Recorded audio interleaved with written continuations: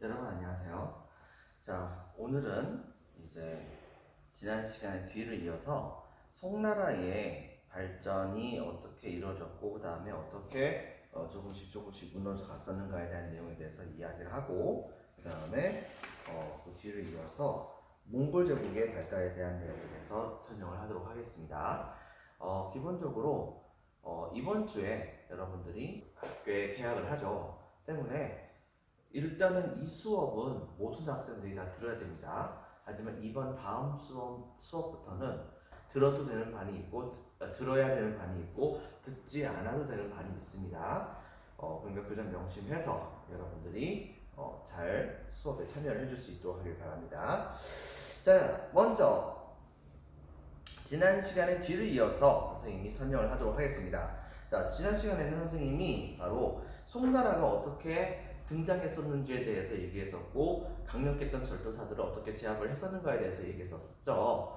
자, 그런데 이제 문제가 뭐가 있냐면은 바로 너무나도 이 절도사들을 제압을 하느라고 문관들을 우대하다 보니까 자연스럽게 무관들이 좀 홀대를 받게 되는 상황이 벌어졌고, 이렇게 하다 보니까는 송나라는 중국의 역사상 그다음에 전후무후로 가장 이제 힘이 약했었던 그런 중국의 왕조 중에 하나로서의 불명예를 안게 됩니다. 그 때문에 이런 식의 문제가 있었다는 것을 알게 되었던 바로 이 송나라의 개혁가 중에 한 명이었던 왕안석이라는 사람이 있었어요. 자, 동그라미 4번에 빈칸에 들어갈 말은 바로 왕안석.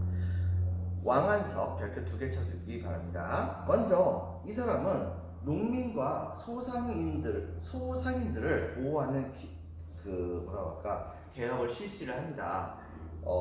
땅을 주거나 아니면은 소상인들에게 돈을 저리로, 굉장한 저리로 돈을 빌려준다든가, 그 다음에 또 한 가지는 바로 그들에게서부터 그런 것을 주는 대가로 나중에 세금을 좀 더 많이 받는다든가, 그 다음에 대상인이라든가, 그 다음에 대지주들에게는 그들이 소유한 그런 재산에 따른 세금을 더 많이 받는 일종의 재정을 세금을 많이 받는 그런 정책을 펼치게 되었었고, 네, 그리고 또 한 가지 예를 들면 농민의 경우에는 보마법이라고 해서 그 말을 줍니다. 말을 그냥 국가에서 줘요. 주면은 이 농민들은 바로 그 말을 이용해서 평시에는 농사를 짓죠. 그런데 전쟁이 났다 하면 바로 농민들은 바로 국가가 자기에게 주었었던 그 말을 타고서 전쟁터에 나가서 적들과 싸워야 하는 그런 식의 조처를 취했었다 볼 수 있겠습니다. 동감 2번. 그런 식으로 하다 보니까는 군대를 되게 많이 키우게 되었고, 그래가지고서 몇몇 군대에서는 사실상 그 효과를 좀 얻었었어요. 그리고 더불어서 이런 방식으로 재정을 확대하면서 방비를 단단히 하는 모습을 보여주게 되자 동그라미 3번엔 국방력이 강화가 되죠. 그런데 이게 문제가 뭐가 있었냐면 당연히 여기에 대한 반발이 좀 심했습니다. 당연히 여기에서 타겟이 되는 사람들은 바로 사회의 지배계층이었거든요. 근데 이 사회의 지배계층이었었던 그때 당시에 대상인 계급에 해당되는 그런 사람들, 그리고 대지주에 해당되는 사람들의 경우에는 국가가 세금을 많이 거둔다는데 자기에게 걷어가는 세금이 그렇게 많다는데 그다지 좋아할 리가 없겠죠. 그러다 보니까 이거에 대한 반발이 굉장히 많아지게 되었었고, 나중에 이 송나라는 이른바 왕안석의 신법을 이제 주장하는 신법당과 그 다음에 이전의 법을 주장하는 구법당, 이 두 개로 갈라져서 치열하게 둘이 권력 다툼이 벌어지게 됩니다. 이렇게 권력 다툼이 벌어지게 되는 과정 중에서 자연스럽게 송나라의 국론이 분열되는 그런 상황이 벌어졌던 것이죠. 자, 이런 상황에서 어떤 일이 벌어지게 되느냐, 이쪽에 이 요나라의 통치를 받고 있었던 옛날 발해의 백성이기도 했었던 바로 여진족이 아구타라고 하는 그런 사람이 중심이 돼가지고서 들고 일을 하게 됩니다. 보자, 이 아구타라고 하는 사람은 당시에 뭐라고 됐었냐면, 이 처음에는 고려에게 같이 손잡고서 발해를 멸망시켰었던 저 요나라에게 복수를 합시다 라고 요청을 하죠. 하지만 고려는 이걸 거부합니다. 그러자 이번에는 이 아구타는 바로 여진족을 통합한 다음에 송나라에게 편집을 해서 둘이 같이 힘을 합치자고 얘기를 하게 되었고, 그것의 결과 송나라는 바로 이 나라의 땅의 일부를 차지할 수 있는 좋은 기회다. 이른바 이제 연은 16주라고 하는 곳인데 여기를 차지할 수 있는 좋은 기회라고 생각을 해가지고서 이때 당시에 여진족의 금나라와 같이 연합을 합니다. 연합을 해가지고서 이때 당시에 이 나라를 공격을 했고 그 결과 이 나라는 멸망하게 되는데 웃긴 건 뭐냐면 이때 당시에 전투에서 바로 이 송나라는 100만 대군을 거의 100만 대군 정도를 동원을 했는데 그런데 그 군대의 상당수가 다 패배를 해버려요. 성을 거의 점령하지 못합니다.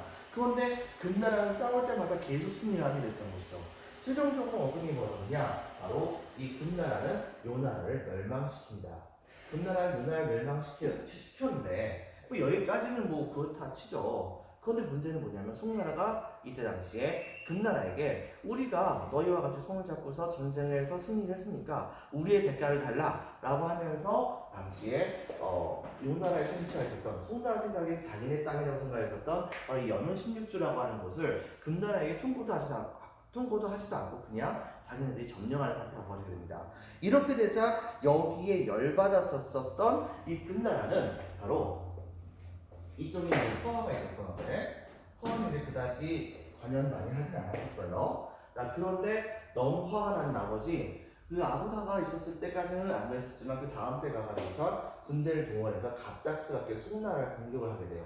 근데 이 공격을 송나라가 거의 제대로 방어를 하지 못하게 됩니다. 순식간에 송나라의 바로 수도에 있었던 카이펑, 개봉이라고 보통 얘기를 하는데 이 카이펑이 점령을 당하게 되고 그리고 송나라의 황제였던 휘종도 잡히게 돼요.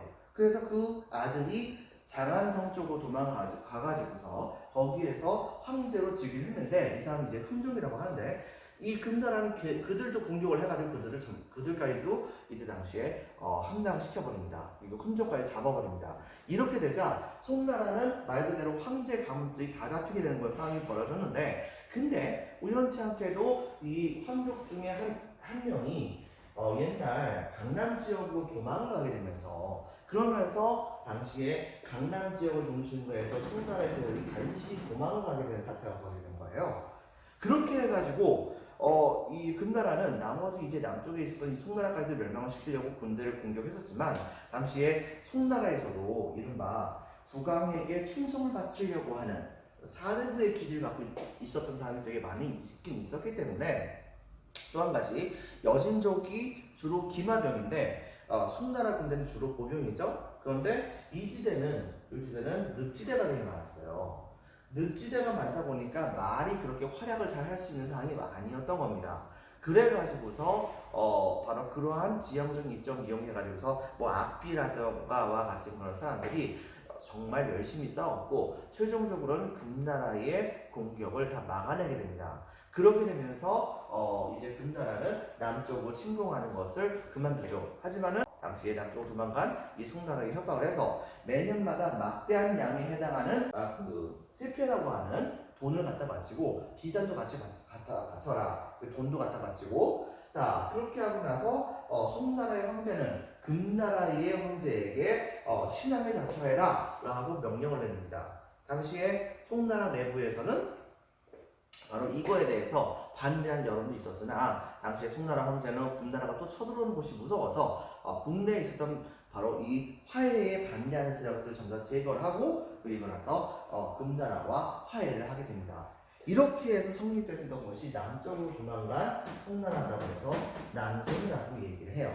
남송이라고 얘기를 해요. 먼저 보겠습니다. 자, 5번 남송의 경우에는 금의 공격을 피해서 빈칸에 적혔습니다. 강남. 동그란 1번 막대한 세패. 한마디로 내용 갖다 맞춘 거죠. 뜻인 겁니다. 한마디로 말하면 쳐들어오지 않는 거에 대한 대가로서 돈이라든가 비단이라든가 이런 것들을 갖다 바치게 만들었고 동그라미 2번 금에게 신하를 칭합니다. 금나라를 황제국으로 모시겠다라고 약속을 해줍니다. 근데 이제 문제는 뭐냐면 대거 또 이제 중국의 백성들이 금나라의 지배를 피해서 도망을 왔을 거 아니에요. 그러다 보니까 상대적으로 이 양쯔강이 흘러가는 유역 같은 경우에는 개발 좀 덜 돼 있던 상황이었는데 중국에 북중국에 살고 있던 사람들이 상당수가 이 남쪽으로 도망오게 되면서 그러면서 그들도 살아야 되니까 그 지역을 개척하는 과정 중에서 거기에 이 강남 지방이 되게 개발이 많이 되게 됩니다.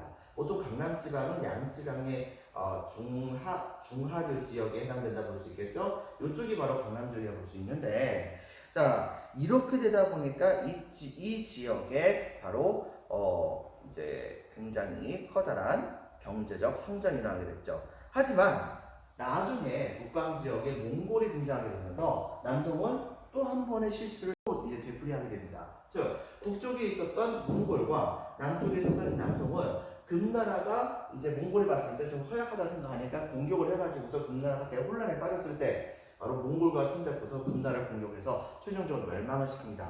하지만 이 둘이 손을 잡고서 금나라를 공격하는 과정 중에서 몽골 제국은 송나라가 허약하다는 것을 알게 됐죠.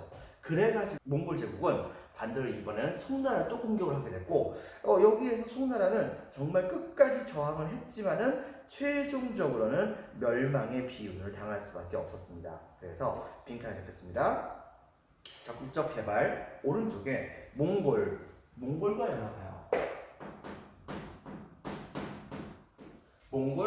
연합하여 금을 멸망시킨 후 그다음에 또 몽골의 침략으로 멸망을 하게 됩니다.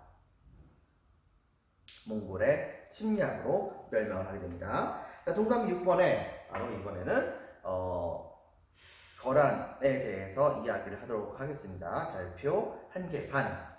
이 거란의 경우에는 바로 10세기 초쯤에 등장했었던 그런 나라로서 이 거란의 경우에는 이 거란족을 바로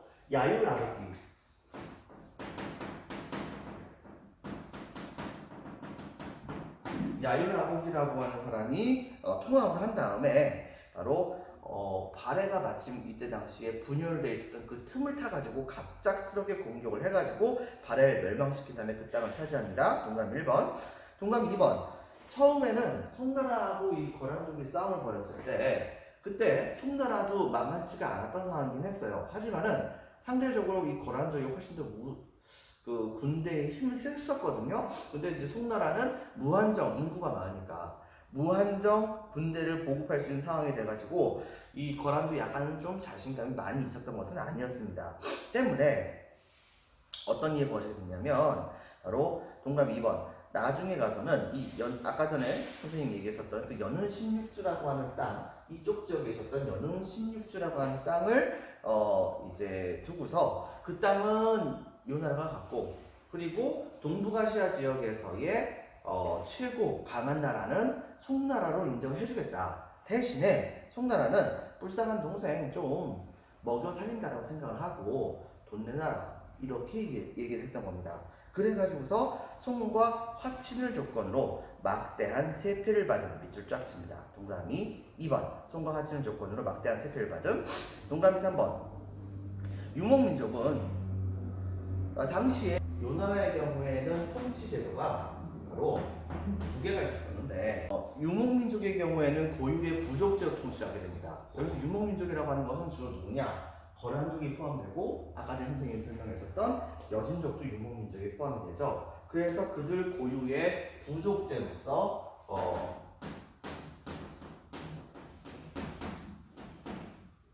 유목민들을 이 당시에 통치를 했었고 그 다음에 자기네들이 통치했던 땅에 한족들의 경우에는 바로 한족 사람들이 되게 익숙하다고 생각했었던 그런 통치 제도인 바로 분향제로 통치를 하게 되는 모습을 보여주게 되었다 볼 수 있겠습니다. 그리고 이제 추가적으로 얘기한다고 한다면 이제 실제로 이제 그 한족과 유목민족 전부 다 관리로 뽑기도 했었는데 주로 유목민족을 대상으로 해가지고서 관리들로 조직되어 있었던 관료제를 일컬어서 우리는 북면관제라고 얘기를 하고 그 다음에 주로 한족과 그 다음에 바레인 이런 사람들이 포함돼가지고서 농경민족을 대상으로 해가지고서 뽑았었던 그런 관료 조직 체제를 일컬어서 우리는 남면관제라고 하는 그런 조직을 이용해서 국가를 통치하는 모습을 보여주게 됩니다.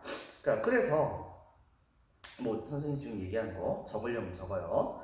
자, 유목민족은 고유의 부족제로, 그 다음에 박스칩니다. 농경민족은 박스, 그 다음에 빈칸에 들어갈 만한 군현제로 통치를 하게 됩니다. 자, 동그라미 4번에는 그런데 이제 문제가 생깁니다. 뭐가 있었냐면 이 솔직히 말해가지고 유목민족은 힘은 세긴 한데 약간 좀 모자라요. 그 한족의 경우에는 힘은 부족한데 이건 좀 뛰어나거든요. 그러다 보니까는 유목민족이 한족 지역을 정복을 하면 그러면 바로 그 지역의 뛰어난 문화 때문에 나중에 유목민족들이 한족에게 동화가 됩니다. 근데 그런 경우가 진짜 많았었거든요. 지난 5, 16국에 있었었던 바로 그 많은 유목민족들도 결과적으로는 한족에게 동화가 됐었거든요. 때문에 이 유목민족이었었던 이 거란족의 경우에는 자기네들이 그렇게 동화되는 것을 거부했던 거예요. 그래야 그들의 경우에는 바로 좀 전에 선생님이 얘기했다시피 유목민족을 대상으로 통치했던 방식을 따로 만들어가지고 그 다음에 두 번째는 바로 동그라미 4번 독자적인 문자, 이른바 거란 문자를 이때 당시에 만들게 됩니다. 옆에 또 적어주세요. 한쪽을 빼서 거란 문자를 만들었다는 것을 여러분들이 기억을 해주기 바랍니다. 그 다음에 동그라미 7번에 서하. 이 서하의 경우에도 사실 빈칸에 적겠습니다. 탕구트족, 탕구트족이라고 하는 그런 민족이 중국의 서북부 지역에다가 건국을 처음으로 했었습니다. 그래서 동그라미 1번. 이때 당시에 이들이 이 지역에 건국을 하게 됐을 때 북송은 송나라는 여기까지 이제 국가를 통치하고 있었던 상황이었잖아요. 서하하고 국경선을 맞댔단 말입니다. 근데 얘네가 여기서 딱 등장해가지고 비단길이 이쪽으로 진행하고 있는데 이쪽 지역을 지금 서하가 장악을 하니까 얘네들을 어떻게 제압을 하려고 군대를 보냈는데 그 군대가 서하의 군대하고 싸워서 패배를 했어요. 그런데 이때 당시에 송나라는 자존심을 꺾기는 싫었던 겁니다. 그래서 이런 상황을 알게 됐었던 서하는 송나라에게 편지를 보냅니다. 우리 서하는 지금부터 송나라를 형제국으로 모시겠습니다. 근데 대신에 불쌍한 백성 좀 도와주시죠 라고 얘기를 해가지고 송나라 입장에서는 자기를 황제로 모셔주겠다고 하니까 뭐 서하를 공격할 명분이 좀 사라지게 됐고 전쟁을 하는 비용을 차라리 서하에게 돈은 좀 지어주면 좋겠다 생각을 해가지고 이 서하와 송나라는 서하가 송나라에게 신하를 칭하는 대가로 송나라는 서하에게 매년마다 이른바 세패라고 하는 돈과 비단 같은 것을 그냥 줬었던 그런 조약을 맺게 됩니다. 그래가지고서 동그라미 1번 송과 화친을 조건으로 송에게 세패를 받았습니다. 그리고 또 하나 동그라미 2번 독자적인 문자를 또 만들기도 했었죠. 이렇게 해서 국가를 통치하는 모습을 보여줬다는 것을 여러분들 기억을 해주기 바랍니다. 동그라미 8번에서는 바로 여진족이 있었습니다. 지금 좀 전에 선생님이 얘기했던 이 여진족의 금나라. 이 금나라의 경우에는 아부타 혹은 아골타라고도 얘기를 하는데 이 아부다라고 하는 사람이 이때 당시에 건국을 했습니다. 동그라미 1번 이때 당시에 이 금나라는 좀 전에 선생님이 얘기했다시피 동그라미 1번 송 빈칸에 적겠습니다. 송과 연합하여 요를 멸망시킨 후 그 다음에 동그라미 2번 송을 공격하여 그 다음에 화북 중국의 북부 지역 대체적인 완전 북부 말고 대체적인 이 뭐라고 할까 황허가 흘러가는 이 북부 지역을 일컬어서 우리는 화북이라고 얘기를 하거든요. 바로 이 화북 지역을 점령을 합니다. 그 다음에 동그라미 3번은 남송과 화친을 조건으로 막대한 세패를 받았습니다. 좀 전에 선생님이 설명했던 것이죠. 바로 이 금나라의 경우에는 남송에게 그냥 니네가 우리를 신하가 아니고 우리를 임금님을 모셔 그리고 매년마다 돈 내놔 이렇게 삥 뜯었던 겁니다. 동그라미 3번 남성과 화친을 조건으로 막대한 세패를 받은 동그라미 3번. 동그라미 4번 유목민족은 고유의 부족제로 통치합니다. 이 당시 이 시행했던 이 부족제가 약간 좀 이름이 독특한데 이걸 뭐라고 부르냐면 얘는 맹한 모극제라고 얘기를 하거든요. 한쪽으로 빼서 적어주세요. 맹안 모극제.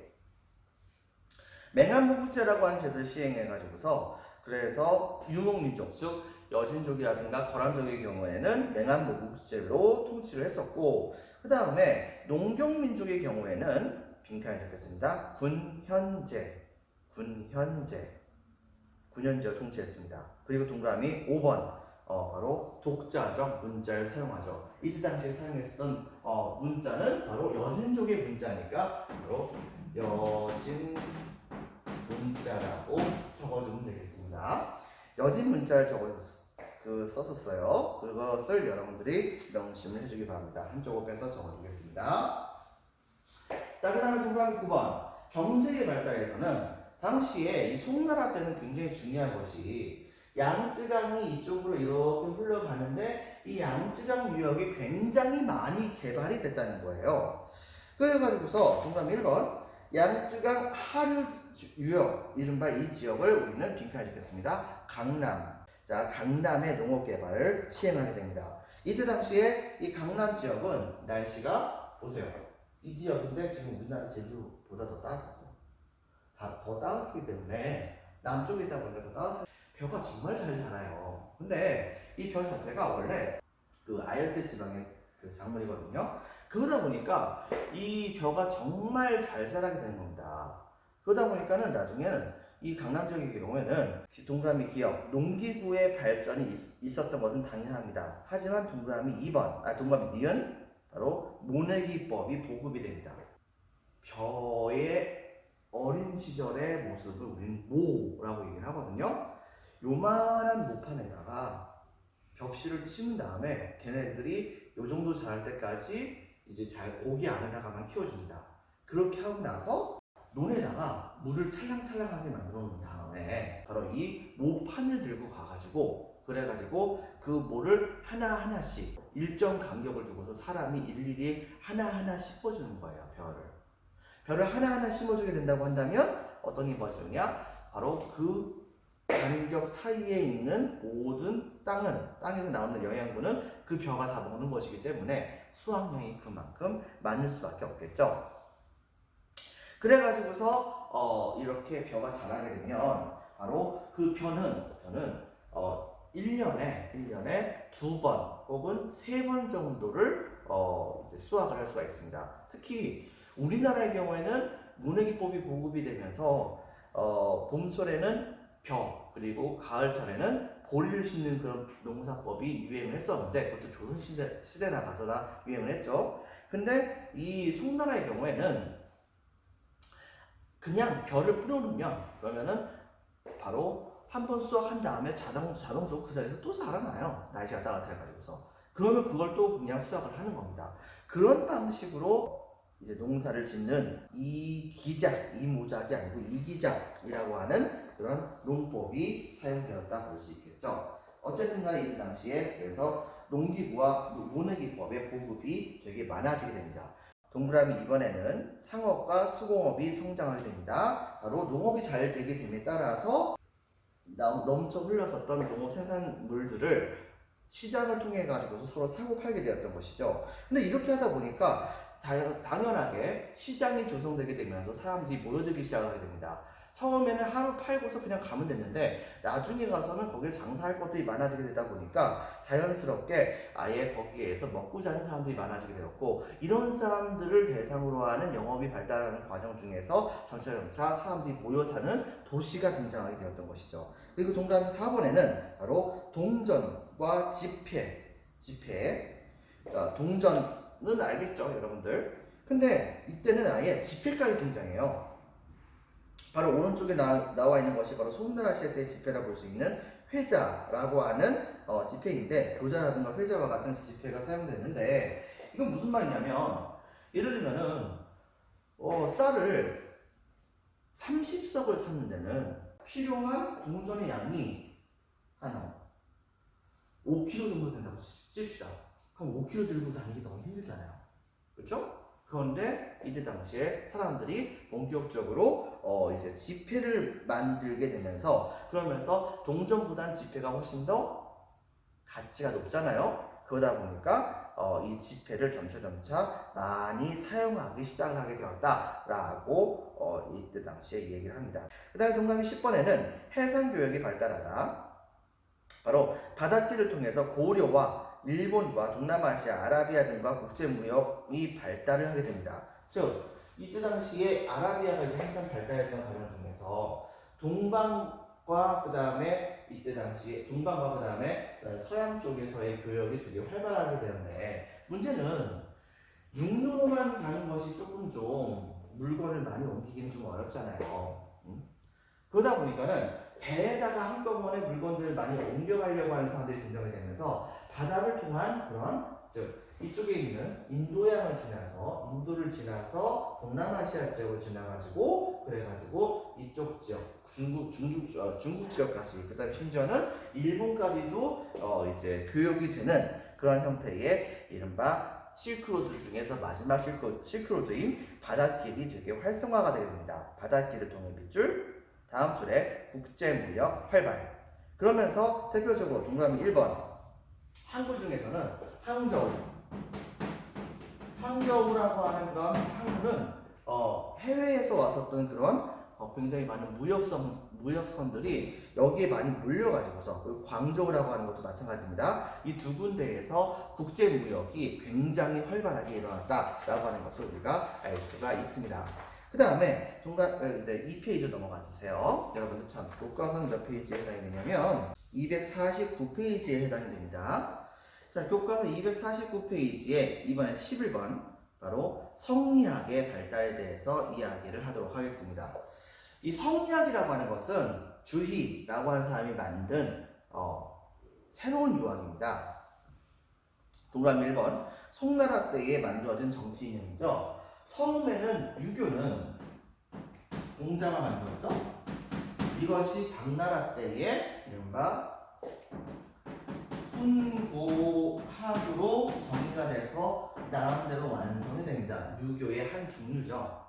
그런데 문제는 뭐냐면 공영달이라고 하는 공자의 후예가 바로 오경정이라고 하는 책을 만들면서 유학을 딱 정리를 했는데, 그 다음부터 유학은 거기에 나와 있는 학문을 탐구하는 것으로서의 대상이 아니라 달달 외워야 되는 걸로 이제 사람들이 생각하게 되는 거예요. 그러자 이때 당시에 근데 이 문제는 뭐냐면은 이 유학이 다루는 범위는 인간 삶에 대해서, 사람들이 사는 삶에 대해서만 주로 많이 다룰 뿐, 뭐 죽은 다음의 세상이라든가 아니면은 세계가 어떻게 생겼다든가와 같은 기본적인 철학적인 요소가 좀 많이 부족했던 것이 사실이었거든요. 그런데 이때 당시에 주희라고 하는 사람이 등장을 해가지고 유교에 나와 있는 여러 가지 문구들을 나름대로 재해석을 해가지고 전 우주관, 세계관과 우주관을 논하게 됩니다.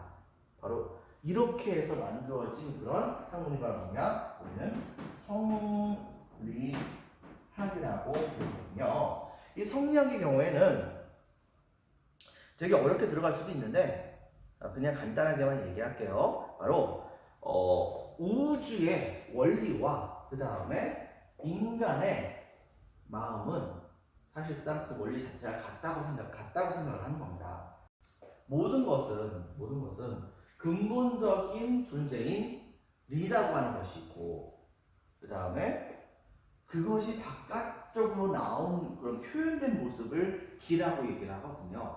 이와 기라고 하는 것, 즉 이 근본적인 것에 따라 가지고서 기라고 하는 것을 열심히 수행을 하면은, 그러면 우리가 바로 나름대로 깨달음을 많이 얻을 수 있을 것이다, 성인이 될 수 있을 것이다 라고 하는 것을 추구하는 그런 학문입니다. 좀 어렵죠? 어쨌든 간에 이런 식으로 사람들이 생각을 하게 되면서, 그러면서 이제 그 유학에 대해서 많은 사람들이 새롭게 이제 학문을 공부하는 모습을 보여주게 됩니다. 그리고 그런 것들이 바로 여러분들이 지난 시간에 배웠었던 조선시대 때로 넘어와가지고 굉장히 커다란 영향을 끼치게 되면서 한반도와 그리고 심지어는 일본까지도 영향을 주게 되었다라고 하는 것을 여러분들이 기억을 해주기 바랍니다. 그 다음에 12번에는 기반해서 도시지역을 중심으로 별표하나 서민문화, 빈칸 이렇게 씁니다. 서민문화. 자, 서민문화가 발달하게 되죠. 동그라미 1번. 이 서민문화에서는, 동그라미 1번에는 풍자극이 유행을 합니다. 그 다음에 각종 고개 같은 것을 통해 가지고 사람의 눈길을 끌어서 그래서 그걸로 돈 벌고 먹고 사는 사람들이 많아지게 된 것이죠. 그 다음에 3번에는 여러분 생각해 보세요. 누군가가 할머니나 할아버지나 뭐 이런 분들이 여러분들에게 옛날 이야기를 해주는 거하고 그 다음에 여러분이 책을 읽는 거하고 어느 것이 여러분들이 듣기 혹은 내용을 이해하기 더 좋습니까? 지식이 그다지 많지 않은 사람들이라고 한다면 이야기 방식으로 이야기를 듣는 것이 좋겠죠. 바로 그 이야기 방식대로 사람 말하는 방식으로 바로 소설책이 쓰여지게 됩니다. 그런 과정 중에서 이른바 구어체 소설이 유행을 하게 되었던 것이죠. 그래서 이 구어체 소설 같은 것을 여러분 기억해 주기 바랍니다. 동그라미 3번, 동그라미 4번, 영국에 필요한 대본에 볼 수 있는 바로 시곡 같은 것도 유행을 하게 됩니다. 그리고 13번에는 바로 과학기술도 발달합니다. 이때 당시에 이 송나라 같은 경우에도 그 항저우라든가 광저우와 같은 그런 항구 도시가 있었다는 얘기는 외국에서 많이 왔다는 얘기도 되지만 반대로 중국 사람들이 외부로 많이 나갔다는 얘기도 되는 거거든요. 그러다 보니까 그들이 이때 당시에 동그라미 1번 나침반을 이용해서 항해를 많이 하게 됐었다고 합니다. 나침반이 바로 중국에서부터 시작했다는 것을 여러분들 알고 있죠? 나침반이 중국 거였거든요. 나침반을 이용해 가지고서 방향을 많이 알 수 있다 보니까 망망대해에서도 방향을 알아 가지고서 그걸 통해서 이제 길을 갈 수가 있었던 것이죠. 동그라미 1번, 동그라미 2번 선박 제조 기술이 발달하게 됩니다. 즉 이때 당시에 선박이 되게 많이 커가지고서 한 1000가마리 정도가 넘는 정확히 얘기하면 한 1000명 정도가 넘는 사람들이 올라타도 가라앉지 않는 그런 형태의 배를 만들기로 했었다고 하죠. 동그라미 2번. 동그라미 3번에는 화약 빈칸에 적혔습니다. 화약 제조 기술이 향상되게 됩니다. 동그라미 4번에서는 활판 인쇄술이 발달합니다. 활판 인쇄술은 바로 뭐냐? 바로 우리가 알고 있는 뭐 도장 같은 거 찍는 거라고 생각되는 거예요. 그런데 예를 들면 홍길동전이라는 책이 있다고 칩시다. 그것을 많은 사람들이 쉽게 읽기 위한 가장 좋은 방법은 뭐가 있을까요? 책을 그것 때문에 많이 만들어야 되잖아요. 그렇다고 한다면 많이 그 책을 인쇄할 수 있는 가장 좋은 방법은 뭐가 있을까요? 전기를 사용하지 않는 상태에서. 그것은 바로 두 가지 방법이 크게 있을 거예요. 하나는 홍길동전이라는 책을 전부 다 그대로 뭐하느냐? 베껴 쓴다. 근데 이제 문제는 뭐냐? 베껴 쓰다 보면 중간에 틀린 문자도 나올 테고 그리고 되게 좀 힘들겠죠. 그래서 아예 뭘 하냐면은 사람들은 이 활판 인쇄술을 사용하게 되는 겁니다. 즉 바로 책의 내용을 그대로 어떤 목판이라든가 이런 거에다가 그대로 새겨요. 새긴 다음에 그걸 그냥 열심히 찍으면 1000장이건 100장이건 전부 다 찍을 수 있잖아요. 여러분들. 그리고 나중에는 거기에 있는 글자 하나하나를 따로 떼가지고서 그걸로서만 찍는 경우도 있었어요. 이런 식으로 하다 보니까 활용도가 더 높아지게 되면서 자연스럽게 이른바 활판 인쇄술이 발달하게 되었었다라고 하는 것을 여러분들이 기억을 해주기 바랍니다. 활판 인쇄술이 발달했다는 것은 그만큼 지식이 많이 보급됐다는 것을 말할 수 있는 것이겠죠. 프린트 2페이지에 바로 몽골 제국이 확대되고 동서교류가 활발해지다에 대한 내용에 대해서 보면 다음과 같은 것을 볼 수가 있겠습니다. 교과서는 250페이지입니다. 교과서 250페이지 건국에서는 자 이렇게 이 지역이 난리가 나 있을 때 이 북방 지역에 몽골이라고 하는 그런 나라가 있었어요. 원래 이 태무친이라고 하는 사람은 유력한 부족의 부족장의 아들이었었지만 자기 아버지가 배신당한 다음에 부족마저도 자기를 버려가지고 정말로 힘들게 살았다가 나중에 이제 동맹을 열심히 잘 맺는 과정 중에서 자연스럽게 몽골 부족들을 하나 둘씩 통합하게 되었고 나중에 그 동맹을 맺었던 존재 자체도 자기가 힘으로 굴복을 시키게 되면서 그러면서 모든 몽골 부족의 추앙을 받게 되면서 대영웅으로 등장하게 됩니다. 그 결과적으로 그 사람은 전 몽골 부족의 왕이라 일컫는 칭기츠칸이라고 하는 이름을 얻게 되었던 것이죠. 바로 칭기즈칸.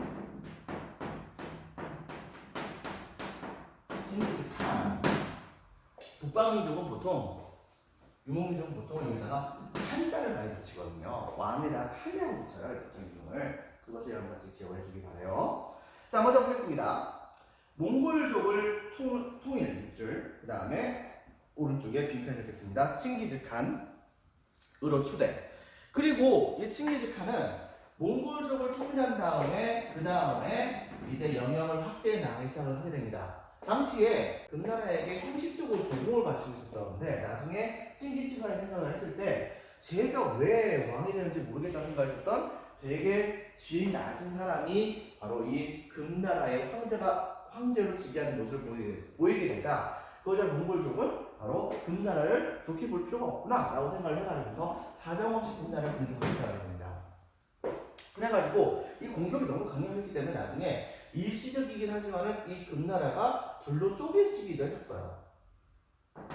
쪼개지기도 했었죠. 그리고 이때 당시에 이 쪼개진 그 틈을 타가지고서 금나라의 통치를 받고 있었던 거란족의 일부는 우리나라까지 도망갔었죠. 그게 바로 고려시대 때에 우리나라로 쳐들어왔었던 거란족이 강동성이라고 하는 성을 점령했을 때의 사건입니다. 나중에는 바로 이 몽골족은 그 거란족을 쫓아가지고서 우리나라까지 왔다가 우리나라와 같이 동맹을 맺어가지고서 강동성에 들어와 있었던 이 거란족까지도 같이 밀어내게 됐던 것이죠.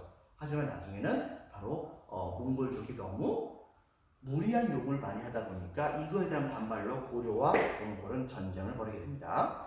그건 이제 나중이고 이 당시 몽골 그 다음에 돈이 많이 얻어질 수가 있는 곳이 어딘가 봤더니 이쪽에 있었던 그 서하라는 나라가 실크로드에 위치했기 때문에 딴 건 몰라도 돈이 진짜 많았거든요. 그래가지고서 여기를 공격한 다음에 일단은 굴복을 시키고 거기다가 그쪽에서부터 이 서해에서부터 정기적으로 막대한 양에 해당하는 돈을 받는 것을 약속을 하게 됩니다. 자, 그렇게 하고 나서 이때 당시에 이 중앙아시아식으로 넘어가다 보니까 이쪽 근처에 바로 호라즘이라고 하는 이슬람 국가가 있었대요. 근데 이 호라즘이라고 하는 이슬람 국가의 왕에게 편지를 보내서 우리 한번 교역 잘해봅시다라고 사람을 보냈는데 이 호라즘 국왕이 이들을 무시한 겁니다. 그래가지고서 이때 당시에 화가 나셨던 이 칭기스칸은 호라즘을 공격해서 호라즘을 사실상 멸망을 시켜버립니다. 그 다음에 바로 서쪽으로 계속해서 영역을 확대해 나가는 모습을 보여주게 되죠. 자, 그래서 보겠습니다. 나중에 이제 러시아까지도 이제 멸망을 시키는데요. 먼저 남송과 연합해가지고서 금나라까지도 이제 멸망을 아예 시켜버립니다. 자, 이제 금나라가 이제 역사 속에서 사라졌어요. 그래서 몽골 제국은 먼저 금나라를 멸망시켰어요. 자, 그리고 이제 남송마저도 이제 공격을 합니다. 자, 영역을 점점 넓히고, 자, 이런 과정 중에서, 자, 동그라미 1번 서하, 동그라미 2번 호라즘 왕국, 동그라미 3번 금정복, 네, 동그라미 4번, 이번엔 고려를 공격을 합니다. 고려를 공격해요. 네, 동그라미 5번, 러시아까지 정복을 합니다. 자, 그러면서 이때 당시의 영역은 한 이 정도까지 가지 않았을까? 라고 생각하면 돼요. 여러분들. 그런데 칭기스칸이 돌아오는 길에 서하가 배신을 해가지고 열방했던 칭기스칸이 서하를 공격을 했거든요. 이 서하를 공격하는 과정 중에서 그만 이 칭기스칸이 노한으로 돌아가셨거든요. 그런데 바로 이 서하를 공격하다가 칭기스칸이 죽었다라고 생각을 해가지고서 당시에 바로 끝까지 항전을 주장했었던 서하도 아예 역사 속에서 사라지게 만듭니다. 당시 기록에 의하면 서하의 모든 남자들을 다 죽여버렸대요. 때문에 당시에 서하 제국은 바로 역사에만 남아있는 먼지 속에서의 제국으로 변신을 하게 됩니다. 아예 민족 자체가 멸종당했다고 얘기를 하니까요. 이런 비운을 당하게 됐었고, 이렇게 하는 영역을 되게 많이 넓힌 그런 과정 중에서 이제 칭기스칸이 돌아가셨죠. 자, 근데 그 뒤를 이어서는 바로 칭기스칸의 자손들은 칭기스칸 자기의 그 제국을 여러 개로 나누어 가지고 그 자식들에게 바로 여기 지역의 왕으로, 각각 지역의 왕으로 임명을 해줍니다. 하지만은 자기의 아들에게는 바로 자기 아들 중에서 후계자로 생각하는 사람들에게는 주로 이제 몽골 제국을 포함해서 이쪽 지역, 동방 지역에 있는 통치권을 맡겼던 모습을 보여주게 됩니다. 그래가지고 보면 다음과 같습니다. 칭기스칸의 자손들이 각 지역에서 여러 개의 한국, 즉 여러 개의 칸의 나라, 칸국이라고 생각하면 됩니다. 킵차크 한국이라든가 차가타이 한국, 오타이 한국 뭐 이런 것이 여기 포함되는데요. 이런 한국을 만든 다음에 그지만은 그 지역은 전부 다 대몽골 제국으로서 동방지역에 있는 그런 나라가 모든 몽골의 칸국들을 전부 다 통솔하는 그런 형태로, 그리고 겉으로 봤을 때는 이것이 전부 다 하나의 국가, 몽골 제국이라고 하는 국가로 통치가 되고 있는 모습을 보여주는 그런 상황이었던 것이죠. 그래서 전체는 박스 몽골 제국으로 통치줄, 오른쪽에다가 이걸 일컬어서 우리는 대몽골 제국이라고 얘기합니다. 대몽골 제국. 자, 그랬는데 이제 문제가 생깁니다. 이 뭐라고 할까? 칭기스칸의 손자죠. 칭기스칸의 손자 때에 가가지고서는 아예 영역이, 당시에 칭기스칸은 계속해서 영역을 확장해 나가가지고서 이 지역까지도 공격을 해요. 거의 아라비아 반도까지 다 먹습니다.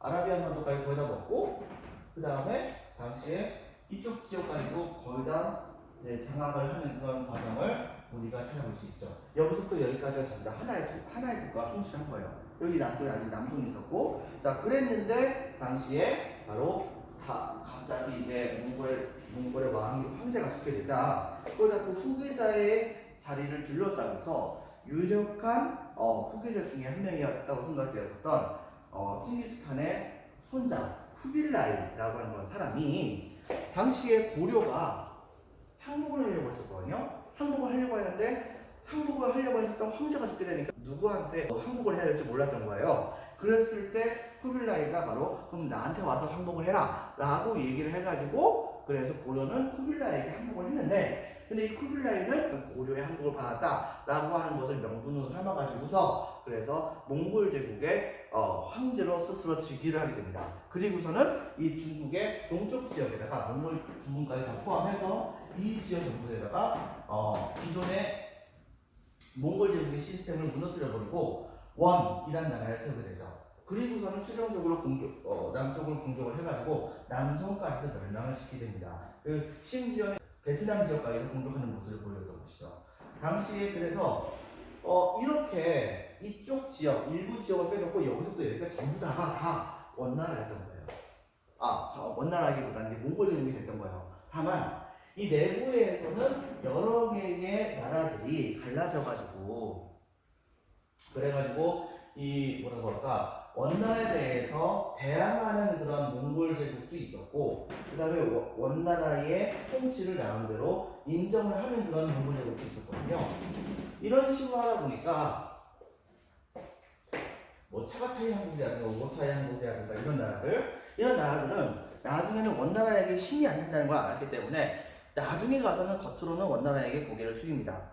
하지만 실질적으로는 그 지역의 왕으로서 각각의 킵차크 한국, 그 다음에 차가타이 한국, 이란과 같은 나라들을 통치해 나가는 모습을 보였던 것이죠. 하지만 여전히 그럼에도 불구하고 바로 이전과 마찬가지로 대몽골 제국의 그런 형태로 원나라가 대몽골 제국 전체를 통치하는 국가로서 인정을 받게 됩니다. 그래서 원래는, 자, 먼저 보겠습니다. 원제국에서는 쿠빌라이 칸이 동감 1번, 중국 전체를 차지, 동감 2번, 그리고 중국 사람들에게 내가 바로 니네들의 황제다라는 것을 인정받기 위해서 옛날 연나라의 수도, 춘추 전국시대 때의 연나라의 수도였었던 연경, 베이징이죠. 지금 현재 중국의 수도죠. 베이징으로 이제 수도를 옮깁니다. 동감 2번.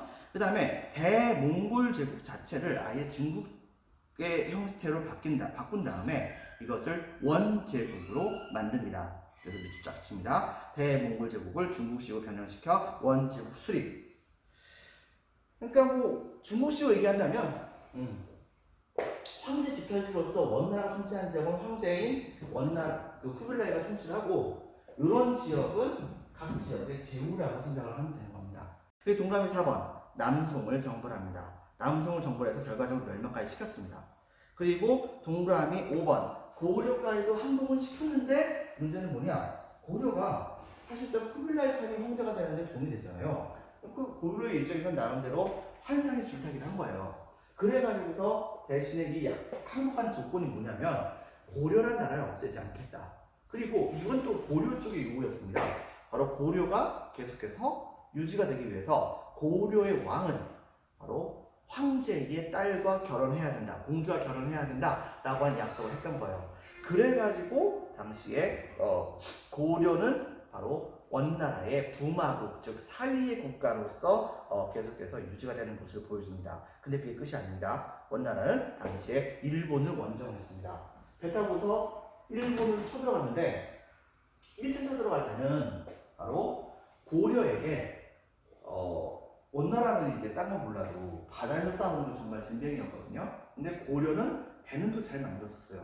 그러다 보니까 고려에게 명령을 내려서 대규모의 수군을 동원해서 그래서 이제 이 일본을 침공을 하게 합니다. 한 3만 명인가 4만 명 이 정도에 해당되는 군대를 동원해서 여기를 침공을 했었어요. 그런데 이 일본의 경우에는 처음에 항복하라고 하는 이 원나라의 사신을 모가지만 잘라가지고서 돌려보냈거든요. 그걸 두 번째 침공을 했는데, 근데 두 번째 침공을 했을 때는 어떤 일이 벌어졌느냐? 일본 사람들이 지네들끼리 싸울 줄만 알았지 다른 민족하고 싸운 적이 그다지 없었거든요. 이렇게 하다 보니까 첫 번째 싸움에서 완벽하게 일본의 군대가 패배를 합니다. 일본의 이때 당시에 정부는 가마쿠라 마쿠라고 하는 마쿠였는데, 이들이 이때 당시에 잘 싸우려고 그랬으나 갑작스럽게 태풍이 불어가지고 바로 영웅연합군의 이 배들이 전부 다 물속에 가라앉아 버려요. 이러는 바람에 간신히 침공을 막아낼 수 있었거든요. 근데 이번에는 송나라 멸망한 다음에 송나라에 항복했던 군대와 그 다음에 영웅연합군을 다시 한번 구성해서 송나라에 한 10만 명의 군대하고 영웅연합군은 한 5만 명 정도가 다시 한번 일본을 침공합니다. 여기서 또 대판 싸움을 벌어졌었죠. 그런데 문제는 뭐냐? 이 송나라의 군대가 이렇게 올라오고 있는데 여기가 하필이면 태풍이 지나가는 길이었어요. 또 태풍 때문에 10만 명의 군대가 다 몰살당합니다. 이것 때문에 바로 또 한 가지 영웅연합군의 경우에도 태풍의 영향을 받아가지고서 이 배 자체가 전부 다 쓸려 나가는 경우가 너무 많아서 결과적으로는 일본 원정은 완전히 실패를 하게 되었다라고 하는 것을 여러분들 기억을 해주기 바랍니다. 일본은 그래서 이것 때문에 이때 당시에 불었었던 그 태풍을 신께서 일본을 보호하기 위해서 불게 만들었었던 태풍이다라고 해서 이걸 바로 신풍이라고 불렀다고 합니다. 이것을 일본말로 뭐라고 부르냐면 가미가제라고 얘기하죠. 여러분들 어디서 많이 들어봤죠? 이것은 세계 제2차 대전 당시 때에 제2의 신풍이 불기를 바라는 마음에서 일본이 바로 자살 특공대 비행기에다가 폭탄 실어가지고서 연합군의 배에다가 충돌시켰었던 이 자살 특공대의 이름에다 붙여줬던 것이 바로 가미가제 특공대였던 겁니다. 근데 그렇게 했다가 일본은 원자폭탄 2방 맞고 항복해버렸죠. 자, 여러분들 오늘은 여기까지 하는 것으로 하겠습니다. TA노트 학습지 잘 작성하세요. 감사합니다.